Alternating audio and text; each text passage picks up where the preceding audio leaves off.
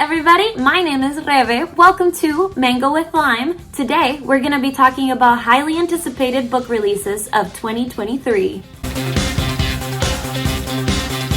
So I compiled this list, and yes, it is the end-all be-all of all lists, and it is not biased at all.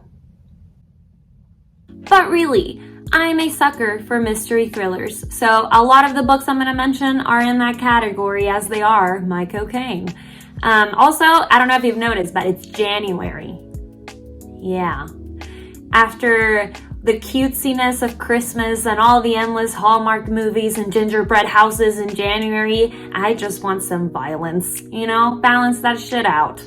So, a lot of them are mystery thrillers, and a lot of them have murders in them, so I hope that this is a list that you like. If not, tell me what you do like down in the comments. Before we get started, I would like to acknowledge that there is a mess behind me, and now we can move on. First on our list, we have Highly Suspicious and Unfairly Cute by Talia Hibbert, and I apologize if I'm mispronouncing her name. It came out January 3rd, and it has already very good reviews. It's about two ex-best friends, Bradley, who is the all-star popular athlete hunk of the school, and Celine, who is a social media conspiracy theorist, and as I'm guessing from that sentence, not popular? So years after Bradley kind of abandons her to be with the popular kids, they find themselves together, get this, in a survival course in the woods, and they're forced to work together to not only survive but win a grand prize. See, I really like the premise of this book since, it's like, oh, they used to be friends, then they fell out of friendship and they find each other again. Not in a meet cute in the library, not working in a group project, but in a survival course in the woods. It's the effing apocalypse up in here. It's not the apocalypse, that's not part of the book, but it has a lot of very funny, quirky rom-com vibes, and again, it has very good reviews, so check it out. Next, we have The Villa by Rachel Hawkins, and it also came out January 3rd. As you can tell, I'm late on making this video, what? Anyway, so first of all, the cover of this book is beautiful. Behold the cover over the mess of this room. Isn't it amazing? And it reminds me of Southern Vampire's book, Glide to the Galaxy. I don't know what that book is called. I will put the right one here. So anyway, The Villa is about two childhood friends, Emily and Chess, and they go together on a trip to Italy, the dream, and they stay at a villa, which is a fancy house with a fountain, as I've learned solely from movies. Also, if I'm saying villa wrong, is a villa? I don't know. That's the thing, villa. I don't know, but just know, if I'm saying it wrong, really, the whole English language is saying it wrong. It's villa. Moving on now. They stay at a villa where a famous rock star named Noel Gordon stayed with three of his friends, back in the 70s. The events of that summer led up to one of Noel's friends writing one of the best horror stories of all time, another one to composing a platinum album, and another one to being brutally murdered.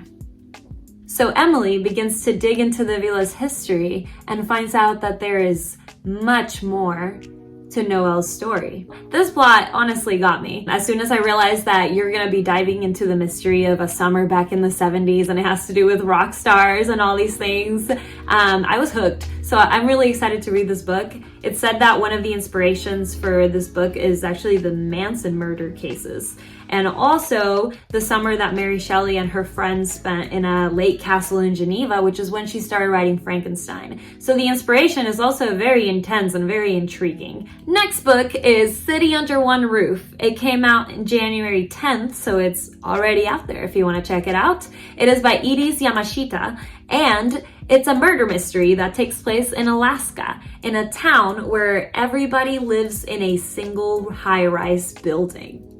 It all begins when a teenager finds the severed hand and foot of the victim of this murder, and Kara, a detective from Anchorage, is actually put on the case. Little did we know that Kara has her own reasons and her own motives for investigating this case, and she also continues to find that the people in this single high-rise building in Alaska all have something to hide. The town in this book is fictional. It's called Point Meteor, but there is an actual town in Alaska where the entire population lives in a single high-rise building. It's called Whittier, and this was one of my Wikipedia rabbit holes one day, but you can only access the town by a single tunnel that actually closes at night. Ever since I heard about this town, it was really intriguing to me, and the first thing that came to mind is this would be an amazing setting for a murder mystery, and here we have it. So check it out. Next, we have Hellbent by our dark academia angst queen, Leigh Bardugo, and it came out January 10th. I have to read this quote because it's a quote on Amazon about this book. So if you look at the description on Amazon, this is the quote that pops up, and I just thought it was deliciously intense. Listen to this. Wealth, power, murder, magic. The Ivy League is going straight to hell in the sequel to the smashed New York Times bestselling Ninth House from the #1 bestselling author Leigh Bardugo. That Amazon review is very intense, but I think it gets the point across.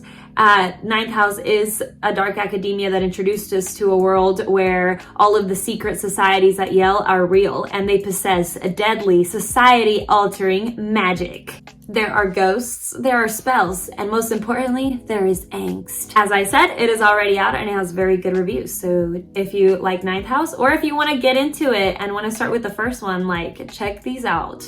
They're very good books. Next, we have probably my favorite title out of this whole list is How to Sell a Haunted House by Grady Hendrix. And this book comes out January 17th. It might already be the 17th. I'm not sure. YouTube is a time loop. This one's pretty self-explanatory. How to Sell a Haunted House. It's about two siblings whose parents die and they find themselves having to sell their childhood home. But as they're working on the house, getting it ready to put on the market, they discover that the house has secrets and that they're not alone. Next, we have Chain of Thorns by Cassandra Clare, and it comes out January 31st. Of course, I had to mention this one. The fandom is real, and it's pretty great. So this is the conclusion to the Last Hour series, which follows Cordelia Carstairs. I have not read the series, so that is all I'll say in case the plot points actually spoil the other two books. I've only ever read the Mortal Instruments one and Infernal Devices, and they're very good. I just got too overwhelming to keep up with all the books she's written, so now I'm kind of shell-shocked trying to maybe get back into it. Not sure. Next, we have In the Lives of Puppets by TJ Klune, and it comes out April 25th. And I had trouble summarizing the plot of this book, I'm going to be honest. Here's a quote from Amazon. So literally, if you find the book on Amazon, this is a quote that is in the description. It's by P. Djèlí Clark. And P. Djèlí says, "An enchanting tale of Pinocchio in the end times." So, in case you ever watched Pinocchio or read Pinocchio and thought, wow, what a great story about a puppet that gets enslaved, you know what I wish they'd included? The apocalypse. Well, this is the book for you. But no, in all seriousness, this book is about 3 robots and 1 human who live in a house made of tree branches in the forest, and they're a family. Are you crying yet? Are you? Because that's TJ Klune magic for you. So freaking wholesome. And all is well in this family until one of the family members, an android named Geo, has his dark past revealed, and Geo is then captured. The family has to make the decision to embark in a treacherous journey to rescue Geo. And if you know TJ Klune, you know that this is likely full of wholesome moments and overcoming things that trap us in order to actually have meaningful connections with others. So I'm guessing this will be full of all the warm and inspiring things that we all need. Next on our list, we have Birnam Wood by Eleanor Caton, and it comes out March 7th of this year. It's about a homegirl named Myra who founded a guerrilla gardening group called Birnam Wood. Now, there's a lot to unpack there. What is a guerrilla gardening group, you might ask? Well, it's a group of rebels that plant crops in places that people might not notice, like abandoned graveyards, lonely gardens, lonely sidewalks. These types of places get plants now. For years, this group has actually struggled financially. They've struggled with having money, as I guess guerrilla gardening is not as lucrative of a business as it used to be. Anyway, the guerrilla gardening group wants a permanent home, but they don't really have the means to do that until a landslide occurs, which leaves a nearby town abandoned. And in this town, there's a really big farm that could give them the chance to make this their permanent place. But crazy enough, they're not the only ones who want this farm. Who else might want this farm, you ask? A millionaire who snatched it up in order to build an end times bunker. Yeah, so Myra and the millionaire, they strike up a deal. So they're both gonna start working on this land, but can Myra trust this guy? Probably not, because this is a fucking weird plot and I'm so here for it. So yeah, let's burn 'em wood. Next, we have A House with Good Bones by TJ Kingfisher, coming out March 28th of this year. And this book was described as a haunting Southern Gothic in North Carolina, which immediately got me because I used to live in North Carolina. And also, I'm a sucker for haunted stories, as we've established. This book is about two siblings, and they go on an extended visit to their mom's house where she lives alone. When they get to her house, they realize that their mother has changed a ton. Like, she is very paranoid, extremely afraid of things, keeps bizarre objects around the house like teeth in her bushes in the garden. And the house is literally circled by vultures. So the siblings begin to search for answers about what is happening to their mother and what is happening in this house. Last on our list, we have Love Theoretically by Ali Hazelwood, coming out June 13th of this year. And she's the author of The Love Hypothesis, which is still on my TBR because it has amazing reviews. Love Theoretically is about a girl named Elsie who works as an adjunct professor by day, but by night, she works as a fake girlfriend. Getting through school, am I right? All is well in her very bizarre jobs until her worlds start to collide when she realizes that one of her fake boyfriend's brother actually has a huge say in her academic career and is not only the person that defamed her mentor in the past, but is the person standing between her and her dream job.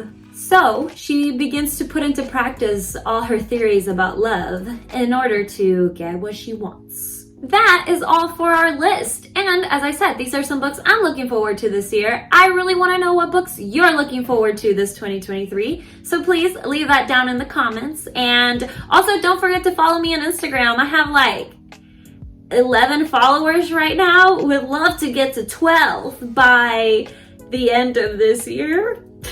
I don't know. I'll leave my socials in the description box as well. Thank you so much for watching, and I will see you in the next video. Bye.